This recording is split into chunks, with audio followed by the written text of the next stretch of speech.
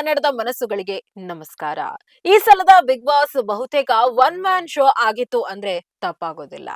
ಹೊರಗಿನವರು ಬಿಡಿ, big boss ಮನೆ ಒಳಗಿದ್ದವರೇ ಗಿಲ್ಲಿನೇ ಗೆಲ್ಲೋದು ಅಂತ ಶರಣಾಗಿ ಬಿಟ್ಟಿದ್ದು 12ನೇ ಸೀಸನ್ ವಿಶೇಷತೆ ಕೂಡ ಆಗಿತ್ತು. ಇಂತಹ ಗಿಲ್ಲಿ ಕೊನೆಯ 2 ವಾರ ಇರುವಾಗ ಎಡವಿ ಬಿದ್ರ, ಎಡವಟ್ಟು ಮಾಡ್ಕೊಂಡ್ರ, ಜನರಿಗೆ ಗಿಲ್ಲಿ ಮೇಲಿದ್ದ ಒಪಿನಿಯನ್ ಬದಲಾಗಿ ಹೋಯ್ತಾ, ಗಿಲ್ಲಿ ಬದಲು ಬೇರೆ ಯಾರಾದ್ರೂ ಗೆಲ್ಲೋ ಚಾನ್ಸ್ ಇದೆಯಾ? ಈ ಎಲ್ಲ ಪ್ರಶ್ನೆಗಳ ಬಗ್ಗೆ ಇಲ್ಲಿದೆ ಒಂದು ವಿಶೇಷ ವರದಿ. ಇದು ಈ ಕ್ಷಣದ ಕರೆಂಟ್ ಕಂಟೆಂಟ್. ನೀವು ನೋಡ್ತಾ ಇದ್ದೀರಿ ಬಿಬಿ ನ್ಯೂಸ್ ಕನ್ನಡ. ನಾನು Akshata Kulkarni. Single take short film ಗಳನ್ನ ಮಾಡಿ ಜನರ ಗಮನ ಸೆಳೆದಿದ್ದ ಗಿಲ್ಲಿ ಆಮೇಲೆ ಅನೇಕ ರಿಯಾಲಿಟಿ ಶೋಗಳಲ್ಲಿ ತನ್ನ ಪ್ರತಿಭೆಯನ್ನ ತೋರಿಸಿದ ನಂತರ ಬಿಗ್ ಬಾಸ್ಗೆ ಬಂದು ಸ್ಟಾರ್ ಆಗಿದ್ದು ಅವರ ಅಪ್ಪಟ ಪ್ರತಿಭೆಯಿಂದ ಅನ್ನೋದ್ರಲ್ಲಿ ಎರಡು ಮಾತಿಲ್ಲ. ಪ್ರತಿಭೆಯ ಜೊತೆಗೆ ಸ್ವಂತಿಕೆ ಹಾಗೂ ಬುದ್ಧಿವಂತಿಕೆಗಳು ಗಿಲ್ಲಿ ನಟನ ಶಕ್ತಿ. ಬಿಗ್ ಬಾಸ್ಗೆ ಆಯ್ಕೆಯಾದ ಮೇಲೆ ತಿಂಗಳುಗಳ ಕಾಲ ಹೊರಗೆಲ್ಲೂ ಹೋಗದೆ 11 ಸೀಸನ್ಗಳ ಅಷ್ಟೂ ಎಪಿಸೋಡ್ಗಳನ್ನ ಹತ್ತತ್ತು ಸಲ ನೋಡಿದ ಗಿಲ್ಲಿ ಸಂಪೂರ್ಣವಾಗಿ ತಯಾರಾಗೇ ಬಿಗ್ ಬಾಸ್ ಮನೆಗೆ ಎಂಟ್ರಿ ಕೊಟ್ಟಿದ್ರು. ಕಳೆದ ವೀಕೆಂಡ್ ಸಂಚಿಕೆಯಲ್ಲಿ ಸುದೀಪ್ ಕೂಡ ಈ ರಹಸ್ಯವನ್ನ ಬಯಲು ಮಾಡಿದ್ದಾರೆ. ಹಿಂದೆ ಬಿಗ್ ಬಾಸ್ ವಿನ್ನರ್ ಗಳಾದ ಪ್ರಥಮ್ ಹಾಗೂ ಹನುಮಂತು ಅವರ ಅಂಶಗಳನ್ನ ಅಳವಡಿಸಿಕೊಂಡ ಗಿಲ್ಲಿ ಅದಕ್ಕೆ ತನ್ನ ಫ್ಲೇವರ್ ಸೇರಿಸಿಕೊಂಡು ಬಿಗ್ ಬಾಸ್ ಸ್ಟಾರ್ ಆಗಿದ್ದು ತಪ್ಪೇನಲ್ಲ. ಗಿಲ್ಲಿಯ ತಮಾಷೆಯ ಶಕ್ತಿಯನ್ನ ಅರ್ಥ ಮಾಡ್ಕೊಂಡ ಮನೆ ಮಂದಿ ಅದನ್ನೇ ವೀಕ್ನೆಸ್ ಮಾಡೋ ಸಂಚನ್ನೂ ಮಾಡಿದ್ರು.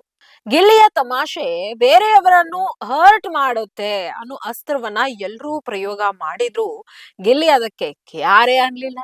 ವೀಕ್ಷಕರು ಕೂಡ ಅದಕ್ಕೆ ತಲೆ ಕೆಡಿಸ್ಕೊಂಡಿರ್ಲಿಲ್ಲ. ವೀಕ್ಷಕರ ಪ್ರಕಾರ ಗಿಲ್ಲಿ ಕಾಮಿಡಿ ಯಾರಿಗೂ ಕೂಡ ನೋವು ಮಾಡುವಂತದ್ದಾಗಿರ್ಲಿಲ್ಲ.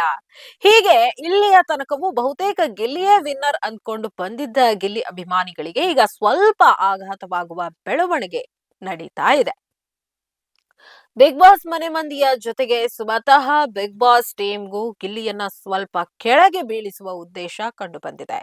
ಗಿಲ್ಲಿಯನ್ನ ಸ್ವಲ್ಪ ಮಟ್ಟಿಗೆ ನೆಗೆಟಿವ್ ಆಗಿ ತೋರಿಸುವ ಹುನ್ನಾರವಂತೂ ನಡೆದಿದೆ. ವಿಚಿತ್ರ, ಅವರು ತೋಡಿದ ಹಳ್ಳಕ್ಕೆ ಗಿಲ್ಲಿ ಕೂಡ ಬಿದ್ದಿದ್ದಾರೆ.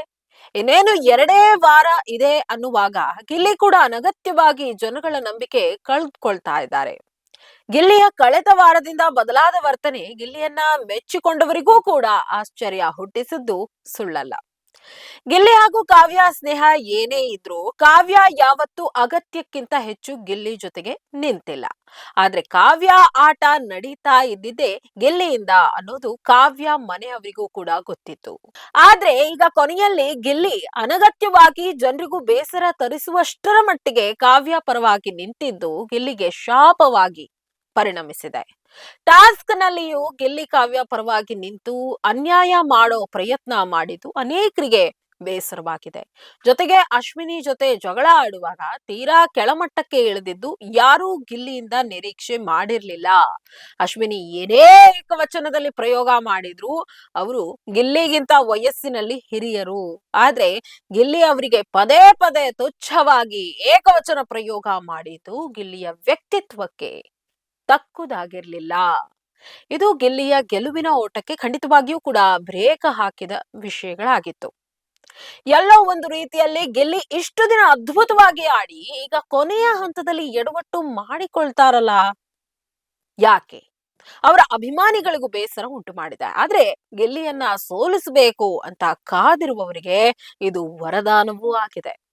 ಒಟ್ಟಾರೆಯಾಗಿ ಗಿಲ್ಲಿಯ ಹವಾ ಕಡಿಮೆಯಾಗಿ ಅಂತಿಮ ಹಂತದಲ್ಲಿ ಆಶ್ಚರ್ಯ ಅನ್ನೋ ಹಾಗೆ ರಕ್ಷಿತಾ ಗೆದ್ದು ಒಂದು ಹೊಸ ಇತಿಹಾಸ ನಿರ್ಮಿಸಿದ್ರು ಆಶ್ಚರ್ಯ ಏನಿಲ್ಲ.